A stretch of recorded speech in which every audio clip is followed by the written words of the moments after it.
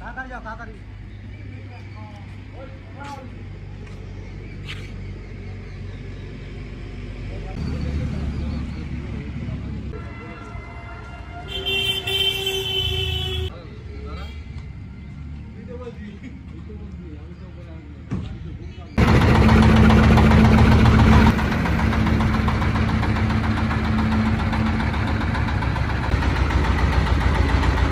দাদা আপনারা কত দূর থেকে এসেছেন?